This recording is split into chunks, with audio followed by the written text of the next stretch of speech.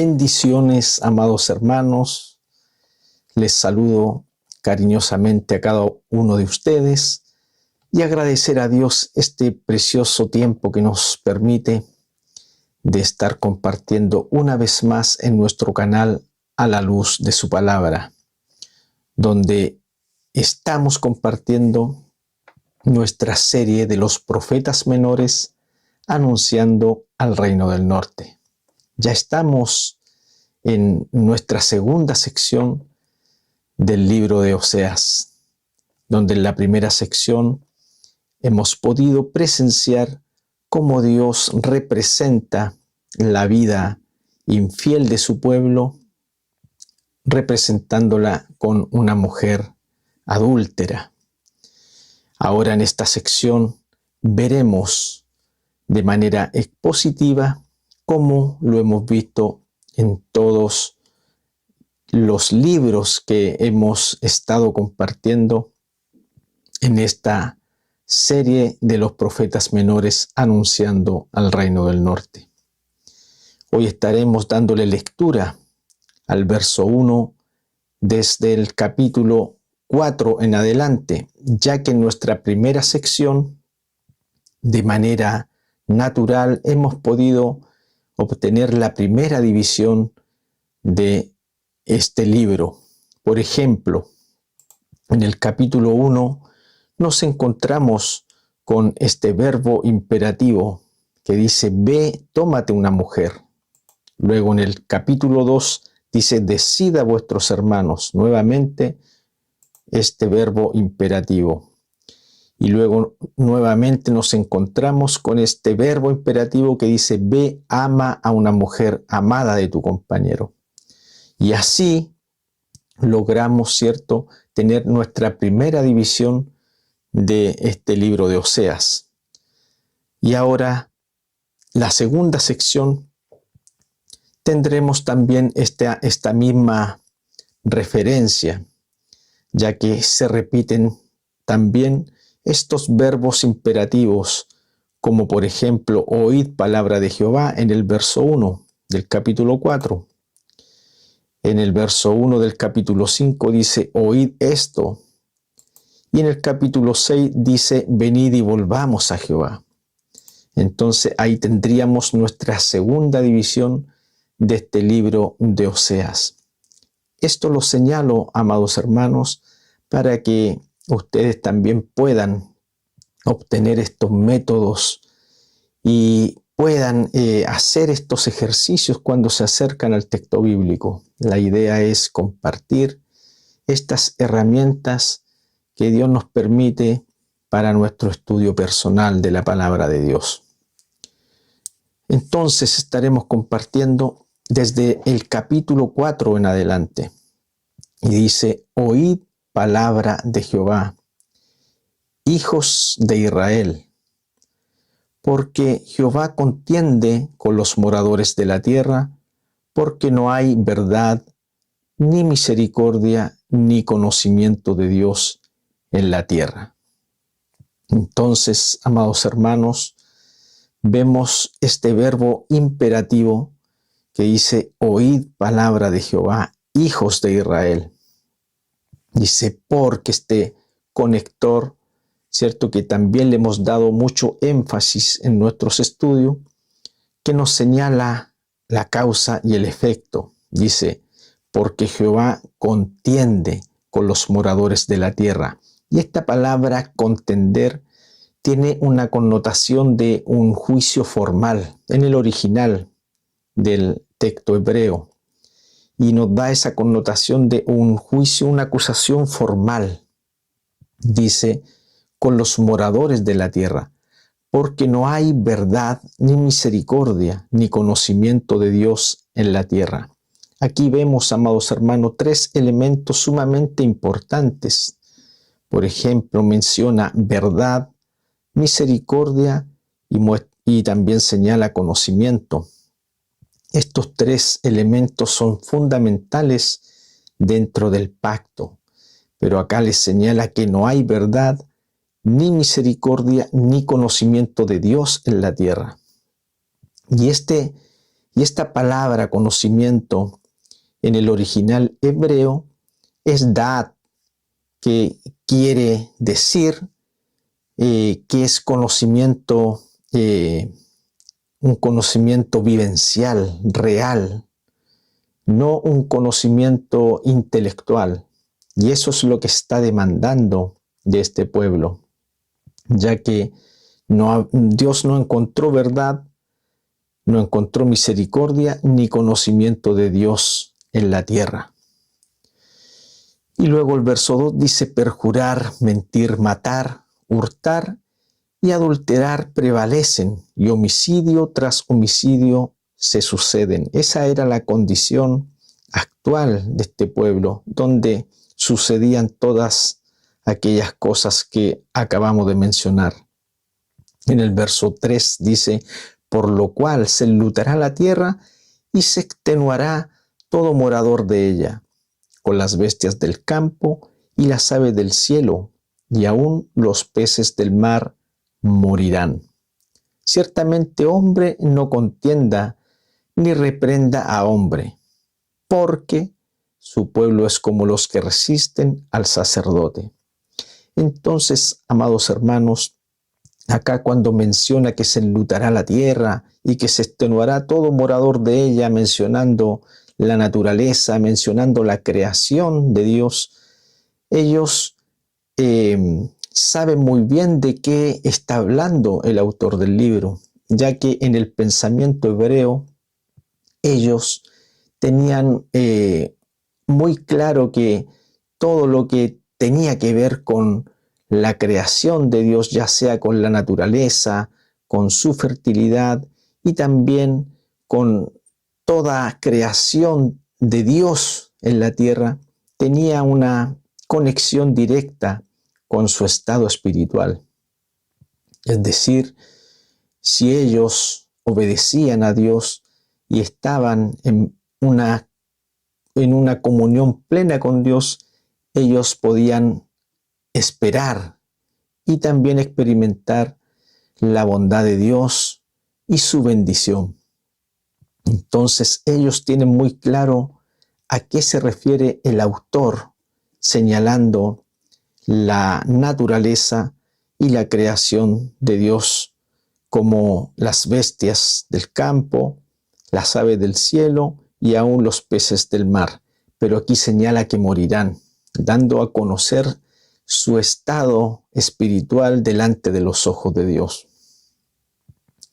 Luego el verso 4 dice: ciertamente hombre no contienda ni reprenda a hombre, porque tu pueblo es como los que resisten al sacerdote. Esta es la condición del pueblo, esta es la condición también del sacerdote. Y veremos aquí la consecuencia, dice: caerás, por tanto, el día, y caerá también contigo el profeta de noche. Y a tu madre destruiré. Aquí señala, amados hermanos, señala la condición de este pueblo de Israel, pero también señalando al profeta, porque el profeta y el sacerdote estaban totalmente corrompidos, no estaban enseñando la ley de Dios, ni mucho menos dando buen testimonio. No eran personas que estuvieran representando a Dios como debían hacerlo. Entonces aquí este pasaje menciona claramente y de alguna manera enlaza la función del profeta y también la del sacerdote. Dice: mi pueblo fue destruido porque le faltó conocimiento. Y este conocimiento nuevamente es da'at, este conocimiento vivencial, este conocimiento real, queriendo decir que este pueblo no tenía un conocimiento real de Dios, no tenía esta cercanía con Dios, no estaba experimentando una relación real con el Señor, sino más bien ellos estaban viviendo una vida litúrgica, una vida religiosa, pero Dios, que en sus atributos todo lo conoce, todo lo sabe, claramente Él no iba a ser burlado de ninguna manera. Dice, porque le faltó conocimiento. Y también aludiendo a lo que mencionamos anteriormente, quienes debían enseñar, quienes debían dar a conocer la ley de Dios, era precisamente el sacerdocio. Y también el que traía palabra de Dios al pueblo era el profeta. Y tiene relación con lo que mencionamos anteriormente, cuando mencionamos, ¿cierto?, que también iba a caer el profeta de noche. Luego dice, por cuanto desechaste el conocimiento, yo te echaré del sacerdocio. Entonces, amados hermanos, vemos aquí cómo Dios está de alguna manera efectuando una acusación judicial, pero ahora directamente hacia el liderazgo eclesiástico, hacia el sacerdocio y también hacia los profetas, ya que ellos estaban totalmente corrompidos, y Dios está haciendo esta acusación a través de Oseas. Y porque olvidaste la ley de tu Dios, también yo me olvidaré de tus hijos. Vemos la consecuencia que trae Dios a través del profeta. Es una consecuencia debido a que ellos han abandonado a Dios. Ellos han abandonado esta relación real, genuina con su Dios, y ellos han estado, amados hermanos, viviendo una vida religiosa vacía, sin un conocimiento, que es esta palabra se repite de manera constante en este capítulo. Luego dice, y porque olvidaste la ley de tu Dios, también yo me olvidaré de tus hijos. Conforme a su grandeza, así pecaron contra mí, también yo cambiaré su honra en afrenta. Aquí en el verso 7, amados hermanos, hace alusión al estado económico que experimentaba Israel en el reinado de Jeroboam II. Y lo hemos dicho en las secciones anteriores, que Israel estaba experimentando un tiempo de abundancia. Pero aún así, ellos se habían olvidado totalmente de su Dios y atribuían toda esta bendición a los dioses de Baal. Pero aquí dice el autor de este libro, dice, también yo cambiaré su honra en afrenta. O sea, es decir, que iba a cambiar su condición de un buen pasar a un estado miserable. Y aquí precisamente, amados hermanos, está hablando del cautiverio, como lo ha estado también señalando en los libros anteriores que hemos estudiado. Del pecado de mi pueblo comen, y en su maldad levantan su alma, dice el verso 8. Y eso es lo que hacían los sacerdotes. No confrontaban el pecado, no enseñaban la ley, y esto era algo que les atribuía una bendición, ya que las personas constantemente iban al templo, presentaban sus ofrendas, y de alguna manera ellos se veían beneficiados con estas ofrendas constantes de parte del pueblo, ya que ellos calmaban sus conciencias llevando estas ofrendas al templo, pero lo hacían de una manera religiosa, litúrgica, sin un sentido, sin un arrepentimiento, sin un corazón arrepentido. Por lo tanto, aquí Dios acusa ese actuar de los del sacerdocio, que se veían beneficiados con estas malas prácticas del pueblo. Y como ellos se beneficiaban de estas malas prácticas del pueblo, ellos callaban, porque esto les beneficiaba económicamente. Luego dice, y será el pueblo como el sacerdote, le castigaré por su conducta y le pagaré conforme a sus obras, señalando lo que acabo de decir.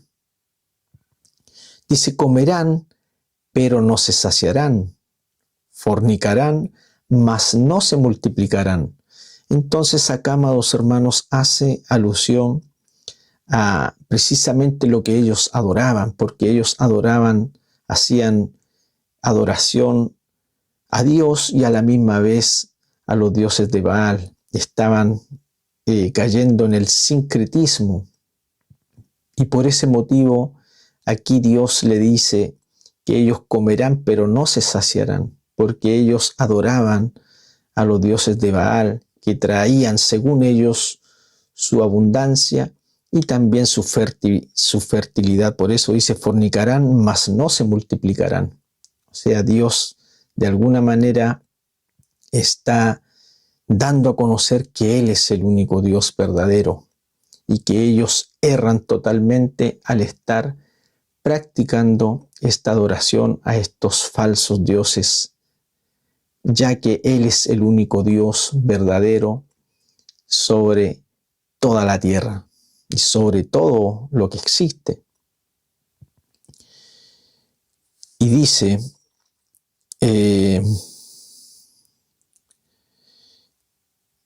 porque dejaron de servir a Jehová. Entonces, es precisamente lo que acabo de decir, dejaron de servir a Jehová para servir a estos dioses de Baal. Luego el verso 11 dice, fornicación, vino y mosto quitan el juicio. Y esto eran prácticas paganas, eran cultos que ellos presentaban a los dioses de Baal, donde se embriagaban y donde hacían un sinfín de cosas que evidentemente no adoraban a Dios. Luego el verso 12 dice, mi pueblo, y si usted pone atención, Dios sigue hablándole a este pueblo, diciendo mi pueblo. En el verso 6 dice mi pueblo, en el verso 8 dice mi pueblo, en el verso 12 dice mi pueblo. Y aquí vemos que a pesar de la infidelidad de este pueblo, Dios sigue considerándolo su pueblo. Pero esto no quiere decir, amados hermanos, que Dios pasará por alto sus pecados. Eso lo hemos visto y lo seguimos viendo en este libro, que Dios es un Dios justo y castigará el pecado, aun sea de su pueblo. Mi pueblo a su ídolo de madera pregunta, y el leño le responde, porque espíritu de fornicaciones les hizo errar y dejaron a su Dios para fornicar. Y aquí ocupa esa misma representación, fornicar, ya que ellos están adorando a estos dioses de Baal, pero han abandonado esta relación íntima con el único Dios verdadero. Por este motivo, el autor del libro le dice esta palabra, fornicar, que hemos estado observando durante todos estos capítulos y aún así de la sección anterior, ya que Dios representa su pacto y su vida con una vida marital, una relación de un esposo y una esposa. Pero aquí se ve claramente representada la infidelidad y la fornicación de su pueblo. Luego el verso 13 dice, sobre las cimas de los montes sacrificaron, e incensaron sobre los collados, debajo de las encimas y álamos y olmos que tuvieran buena sombra. Aquí se refiere a los lugares altos, ya que ellos estaban practicando este sincretismo, adoraban a Dios y a la misma vez a los dioses de Baal. Entonces tenían lugares altos que no eran lugares formales, pero ellos ya lo estaban haciendo un hábito.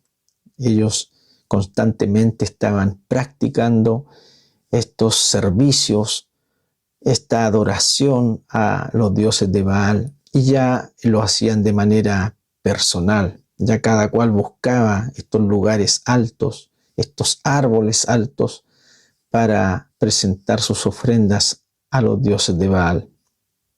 Y dice, por tanto, el pueblo sin entendimiento caerá, porque es precisamente lo que le sucedía a Israel. Ellos no entendían, no conocían a Dios, no tenían una relación vivencial con Dios, estaban viviendo una vida de culto, estaban viviendo una vida religiosa, pero totalmente lejos de la ley de Dios y al mismo tiempo del mismo Dios. Y dice, el verso 14 dice, no castigaré a vuestras hijas cuando forniquen, ni a vuestras nueras cuando adulteren, porque ellos mismos se van, con rameras y con malas mujeres sacrifican. Por tanto, el pueblo sin entendimiento caerá. Y aquí, amados hermanos, vemos claramente lo que ellos estaban practicando. Ellos, en estos rituales a Baal, hacían todo este tipo de prácticas y para ellos ya era algo natural, era algo habitual que hacían de manera constante. El verso 15 dice, si fornicas tú, Israel, a lo menos no peque Judá, y no entréis en Gilgal, ni subáis a Bet-Eben, ni juréis vive Jehová. Y aquí, amados hermanos, está mencionando a Judá, ya que lamentablemente Judá se va a terminar contaminando de los actos pecaminosos del reino del norte. Pero Dios advierte aquí en este pasaje que, y aquí le dice, no entréis en Gilgal, no subáis en Bet-Eben, ni juréis vive Jehová, porque ellos estaban haciéndolo totalmente de manera hipócrita, de la boca hacia afuera, como un ritual.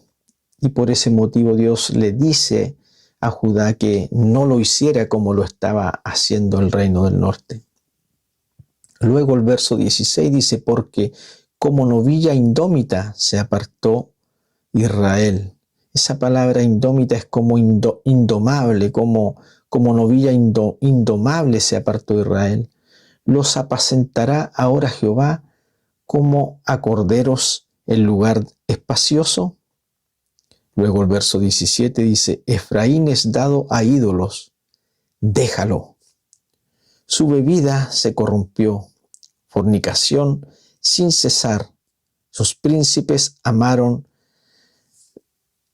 lo que avergüenza, y el viento los ató en sus alas, y sus sacrificios serán avergonzados. Aquí está hablando, amados hermanos, ya no solamente al sacerdocio, ya no solamente a los profetas, sino ahora está añadiendo a los príncipes, a la realeza, aquellos que estaban administrando al pueblo.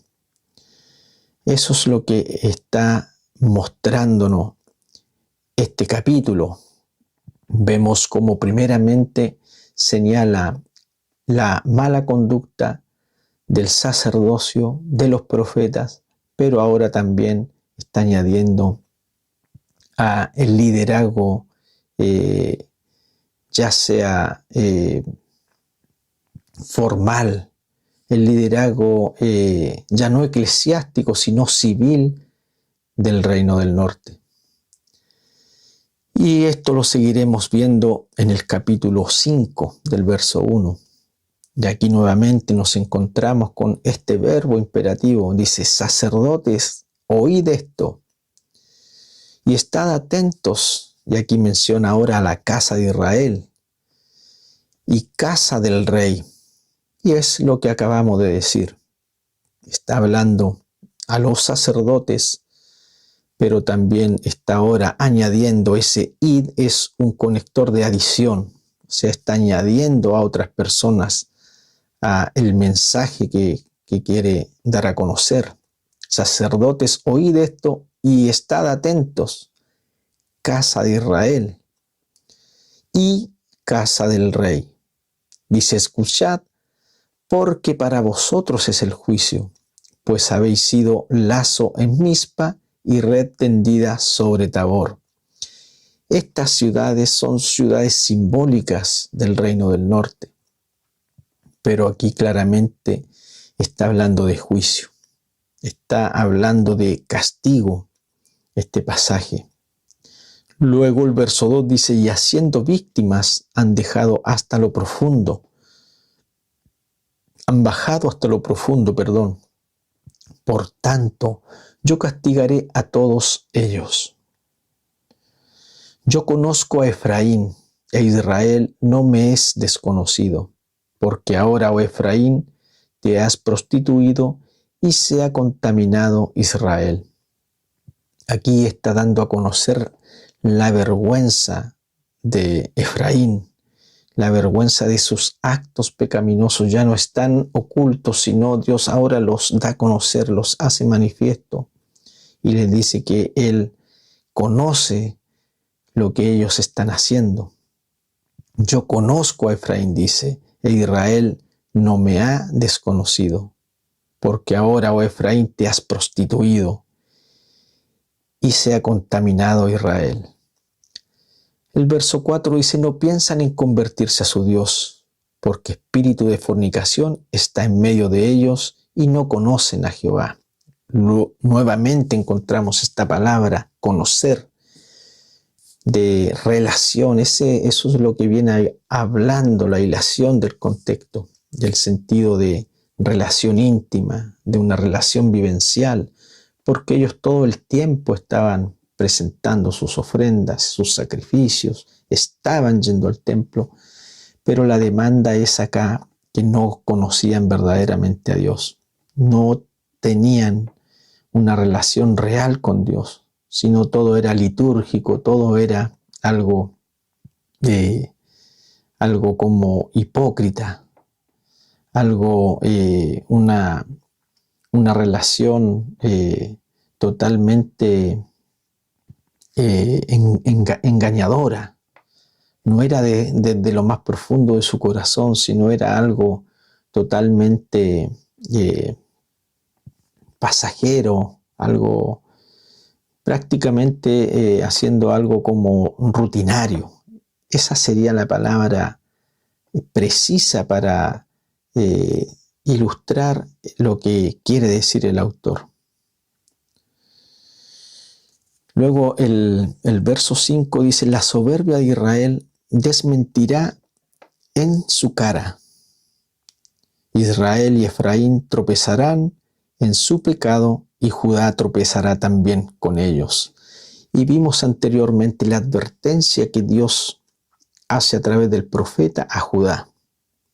Pero aquí ya vemos que Judá también se contaminó de los pecados y las malas prácticas de Israel. El verso 6 dice, con sus ovejas y con sus vacas andarán buscando a Jehová, y no lo hallarán, se apartó de ellos. Aquí se refiere, amados hermanos, a los sacrificios, a las ofrendas que ellos continuamente hacían, pero ya acá vemos que Dios se apartó de ellos. O sea, ellos están buscando a Dios para presentar sus ofrendas, sus sacrificios, pero ya no encontraban a Dios. Es precisamente porque Dios se cansó, Dios se aburrió de estas malas ofrendas, de esta situación rutinaria que está experimentando su pueblo.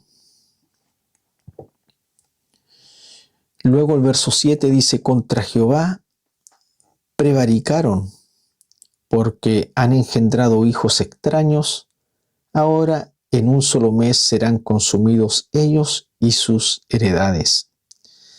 Aquí, amados hermanos, dice, han engendrado hijos extraños, ya que ellos eran extraños para Dios. ¿Por qué razón? Porque ellos no le enseñaron su ley, no le dieron a conocer a Dios. Y es precisamente por la vida que ellos estaban experimentando, lejos de Dios, lejos de su ley, lejos de esta relación vivencial con Dios. Y por ese motivo, los hijos de esta generación no conocían a Dios. Por eso Dios les llama hijos extraños.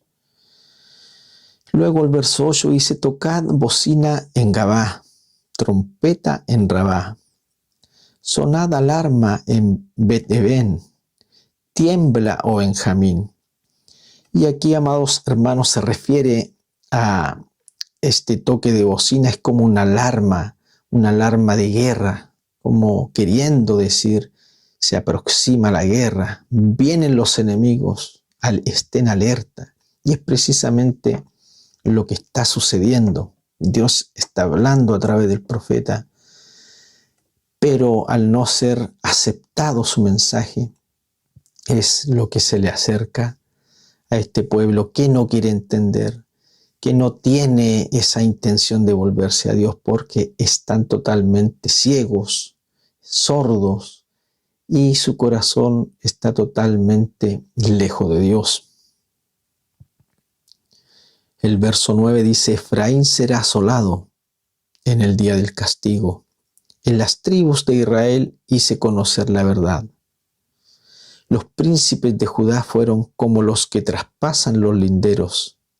Derramaré sobre ellos como agua mi ira.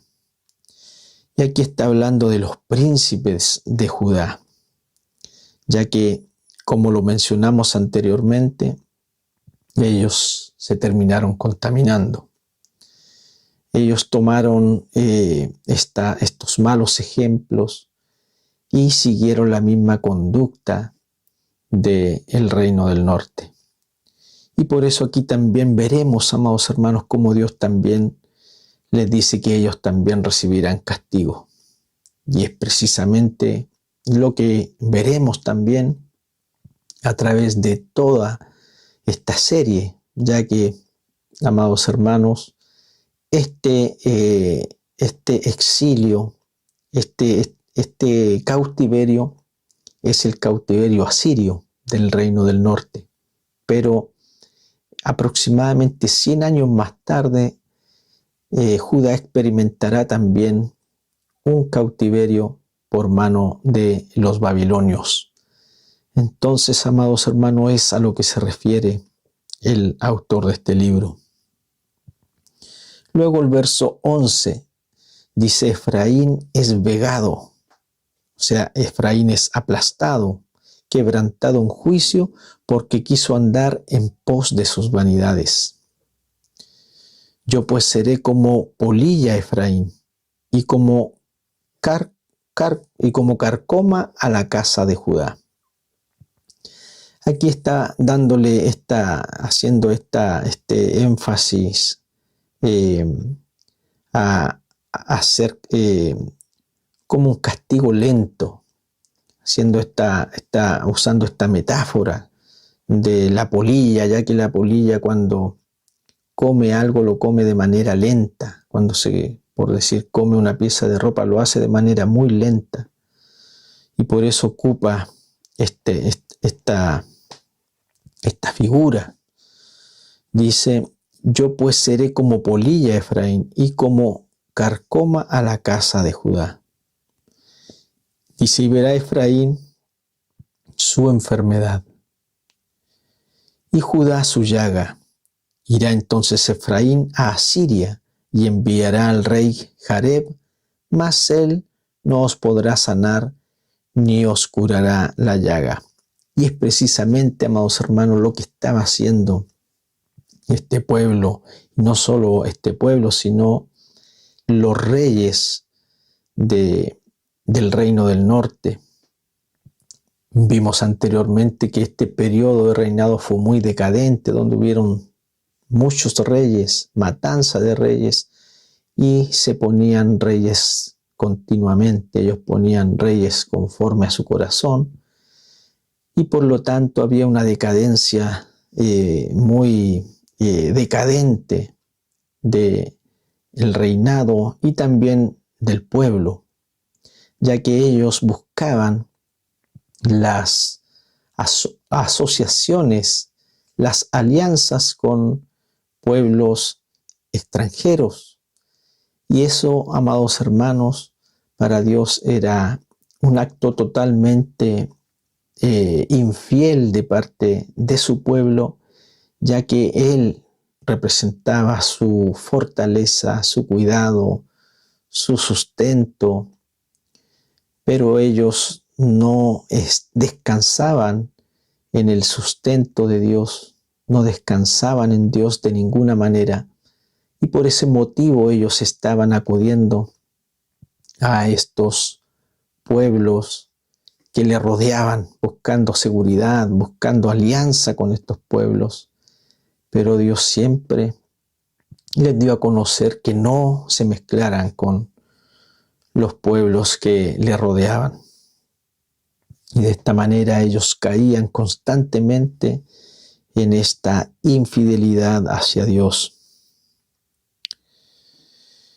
Y vamos en el verso. Claro, y allí dice, y enviará al rey, mas él no os podrá sanar ni os curará la llaga. Claramente, porque estos reyes o estas alianzas por ningún motivo iban a poder traer sanidad o poder traer paz o estabilidad a su pueblo. Solo lo podía hacer el Señor. Y a eso hace énfasis el autor del libro. Luego el verso 14 dice, porque yo seré como león a Efraín y como cachorro de león a la casa de Judá. Yo arrebataré y me iré, tomaré y no habrá quien liberte. Aquí ya el profeta está haciendo una mención, una consecuencia de todo lo antes dicho, donde Dios ya está anunciando que va a abandonar a su pueblo. Y aquí el verso 15 dice, andaré y volveré a mi lugar, hasta que reconozcan su pecado y busquen mi rostro. En su angustia me buscarán. Dios se retira, Dios se aparta de ellos, pero con un propósito, no con el propósito de destruirlos, de desatar una ira total sobre ellos, sino que vemos que el propósito de Dios es que ellos se vuelvan, dice, hasta que reconozcan su pecado y busquen mi rostro. Ese es el propósito por el cual Dios se aparta de ellos. Y dice, en su angustia me buscarán. Dios conoce totalmente a su pueblo, la reacción de su pueblo, cómo su pueblo reacciona. Y es lo que Él busca haciendo esta acción de retirarse, de abandonarlos, de dejarlos, para que ellos recapaciten y se vuelvan a Él de todo su corazón. Luego el verso 1 del capítulo 6 dice, venid y volvamos a Jehová. Aquí nuevamente menciona este verbo imperativo. Dice, venid y volvamos a Jehová, porque Él arrebató y nos curará, hirió y nos vendará.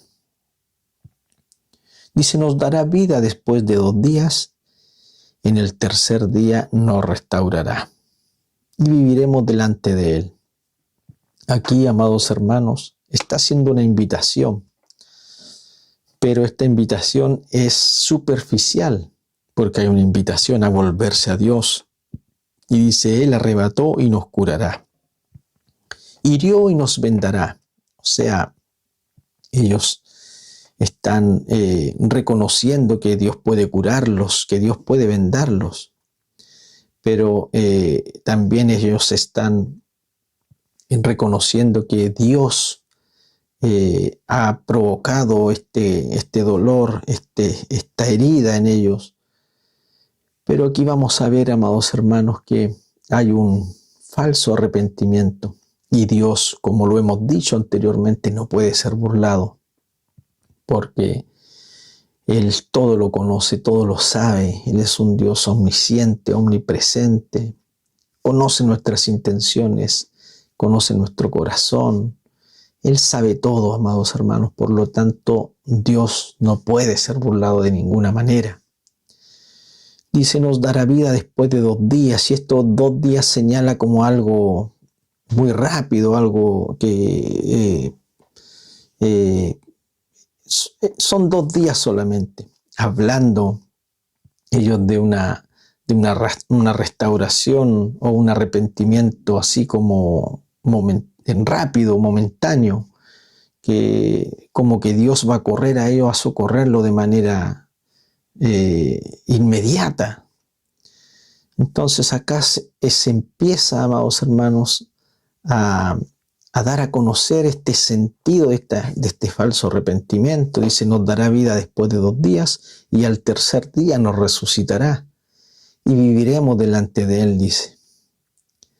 Luego dice el verso 3, y conoceremos y proseguiremos en conocer a Jehová. Y mire lo que dice acá, dice, como el alba está dispuesta su salida, y vendrá a nosotros como la lluvia tardía y temprana a la tierra. O sea, ellos están buscando esa bendición, el bienestar, lo que a ellos les gusta, lo que ellos desean, pero en ningún momento vemos arrepentimiento, en ningún momento vemos a un pueblo contristarse delante de Dios, reconocer sus pecados, humillarse delante de Dios, sino que ellos están buscando un arrepentimiento aparente, algo rápido, algo quizás desesperadamente, porque ellos ya se ven totalmente desamparados y a la vez desesperados. Luego el verso 4 dice, ¿qué haré a ti, Efraín? ¿Qué haré a ti, oh Judá? La piedad vuestra es como nube de la mañana. Y Dios no puede ser burlado, amados hermanos, como lo acabo de decir.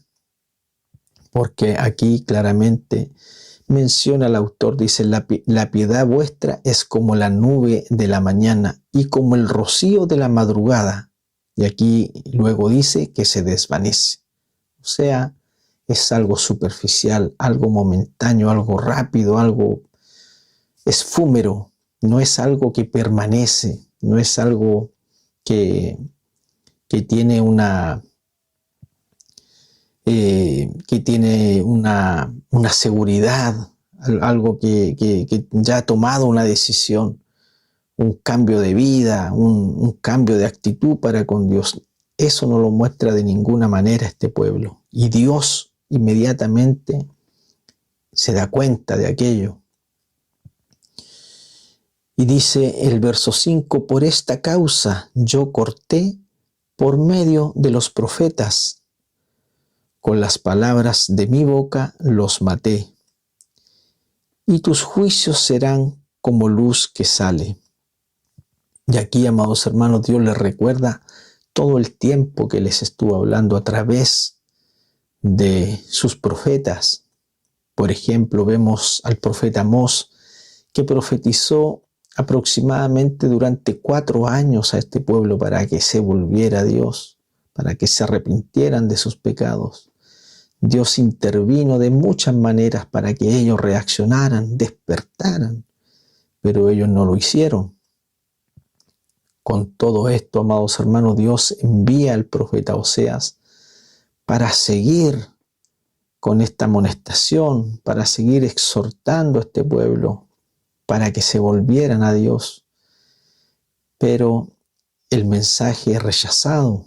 Ellos siguen viviendo una vida totalmente lejos de Dios, viviendo una religiosidad vacía, sin fruto, viviendo una vida totalmente ajena a la ley de Dios. Luego dice el verso 6, dice, porque misericordia quiero y no sacrificio, y conocimiento de Dios más que holocaustos. O sea, amados hermanos, Dios está aburrido de los holocaustos, de las ofrendas que ellos presentaban. Él está diciendo misericordia quiero. Y esa palabra, amados hermanos, misericordia tiene que ver con la fidelidad, con ser fiel a Él, con ser fiel a sus mandamientos. A eso se refiere con esa palabra, porque misericordia quiero y no sacrificio, porque los sacrificios, amados hermanos, era un ritualismo en el que ellos habían caído, pero estaban totalmente corrompidos. Su corazón estaba dividido, estaban practicando, amados hermanos, la idolatría de una manera constante, habitual. Esto ya lo habían hecho algo totalmente habitual para ellos, era algo natural. Dice, mas ellos, cual Adán, traspasaron el pacto, allí prevaricaron contra mí. Y Dios le recuerda la acción de Adán y la consecuencia de lo que él hizo de quebrantar su pacto. Y es precisamente lo que ellos han hecho con su conducta. Dice Galaad, ciudad de hacedores de iniquidad, manchada de sangre, y como ladrones que esperan a algún hombre, así una compañía de sacerdotes mata en el camino hacia Siquem. Así cometieron abominación.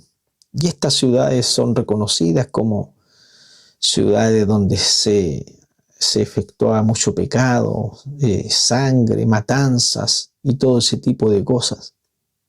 Pero les hace una relación a la conducta sacerdotal y a toda su abominación que ellos cometían. Hace una comparación con lo que hacían estos hombres perversos, pero también con lo que estaba ejerciendo el sacerdocio. Dice luego en el verso 10, en la casa de Israel he visto inmundicia. Allí fornicó Efraín y se contaminó Israel. Para ti también, oh Judá, está preparada una siega, cuando yo haga volver el cautiverio de mi pueblo. Aquí, amados hermanos, hay que poner atención en esto que menciona el autor aquí, ya que menciona que hay un castigo también para Judá, porque vimos que Judá también se contaminó con el pecado del reino del norte. Pero también, amados hermanos, menciona también cuando el pueblo vuelva del cautiverio. Y aquí, amados hermanos, hace alusión al regreso del cautiverio, pero también hace mención a lo que tendrá que experimentar el reino del sur. Y lo mencionamos anteriormente, que ellos también serán llevados cautivos por el imperio babilónico. Eso es lo que hace mención aquí el autor de este libro para terminar con el verso 11 y ya para estar pasando, amados hermanos, a las aplicaciones contemporáneas a nuestra vida actual. Y allí pudimos ver, amados hermanos, desde el capítulo 4 en adelante, cómo Dios confronta, ¿cierto?, el comportamiento del liderazgo eclesiástico. Ellos no estaban enseñando la ley de Dios, no estaban enseñando de manera moral a su pueblo, y tampoco estaban siendo ejemplos para ellos. Y esto es muy importante, amados hermanos. Debemos detenernos acá porque es algo que también sucede en nuestra vida contemporánea. Debemos considerar, amados hermanos, que el liderazgo espiritual tiene una gran labor. Deben ser ejemplo en todo, dice su palabra. También tienen una labor de enseñar, de instruir. Y eso lo vemos en toda la Escritura. Dice también, ¿cierto? Allí la palabra dice que busquen a hombres fieles, que enseñen bien la palabra de Dios. Eso es muy importante. Hay una demanda del sacerdocio, del liderazgo espiritual. Tienen una labor de enseñar, de dar a conocer y también de ser ejemplo. Hay una responsabilidad, amados hermanos, si el pueblo no crece en el conocimiento de Dios, allí vemos claramente que hay un gran problema con el liderazgo espiritual, con el liderazgo eclesiástico, porque ellos son los encargados de enseñar y de dar a conocer a Dios al pueblo. Y vemos aquí como claramente la acusación de Dios va directamente a ellos, no al pueblo. Y eso debemos nosotros también aplicarlo a nuestra vida contemporánea. Por lo tanto, hay una gran demanda, amados hermanos, en el liderazgo actual. Esa labor es indispensable. Si el pueblo no crece en el conocimiento de Dios, es porque el sacerdocio no está haciendo una labor como Dios demanda. Y eso lo vemos en toda la Escritura, amados hermanos. También hay una acusación hacia los profetas, porque, amados hermanos, la palabra de Dios no se puede transar. La palabra de Dios, amados hermanos, debe ser tal cual Dios nos la da. Por lo tanto, el hombre no debe buscar congraciarse con las personas. Y también lo vimos en el libro de Amós, cómo él fue rechazado por decir la verdad. Y muchas personas, amados hermanos, evitan el ser fieles a la palabra de Dios para evitar conflictos, para evitar rechazo, para evitar, amados hermanos, ser confrontados, para quizás evitar ser rechazados por el liderazgo, por el sacerdocio o por la congregación. Pero, amados hermanos, nosotros debemos ser fiel a nuestro Dios primeramente y debemos hablar la palabra de verdad sin diluirla. Debemos nosotros ser valientes, debemos dar a conocer su palabra, y esta palabra va a traer confrontación, va a traer quizás dolor, pero también traerá fruto, traerá restauración, transformación. Y es precisamente lo que no estaba sucediendo en este pueblo. Habían ofrendas, había culto, habían holocaustos, pero no había una transformación. No había una relación genuina de ellos para con Dios. Entonces, amados hermanos, también podemos eh, tomar como una aplicación personal la vida que agrada a Dios. No podemos descansar solamente en asistir a un culto, en estar en actividades dentro de la iglesia, en participar dentro de la iglesia. Debemos evaluar cómo está realmente nuestra intimidad con Dios. Si estamos caminando en verdad, si estamos viviendo la palabra de Dios de una manera real, de una manera vivencial, y si estamos agradando a Dios. La palabra nos enseña, amados hermanos, cada paso que nosotros damos como hijos de Dios y también como representantes de Dios también aquí en la tierra, cómo debemos conducirnos, cómo debemos comportarnos y cómo debemos agradarle a Él. Y este pueblo constantemente vemos esa palabra que no tenían conocimiento de Dios, porque ellos estaban experimentando una vida vacía, una vida religiosa. Y es precisamente, amados hermanos, lo que no debemos hacer nosotros. Debemos vivir una vida justa, una vida que agrada a Dios.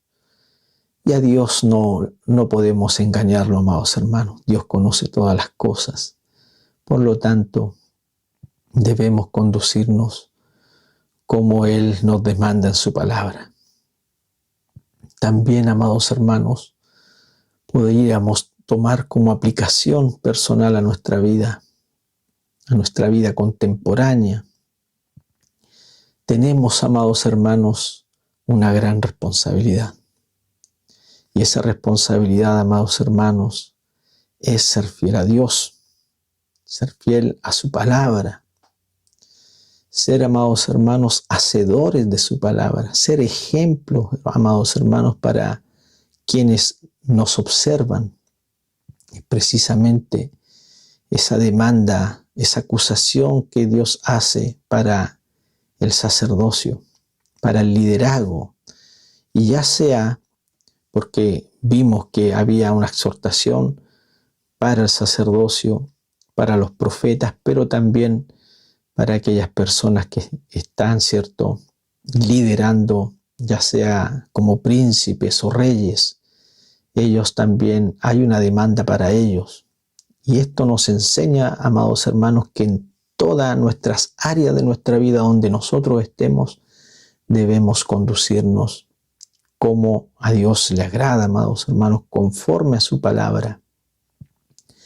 También, amados hermanos, podemos ver y observar en este libro la decadencia de este pueblo debido a el reinado que constantemente se veía vulnerado por un sinfín de situaciones.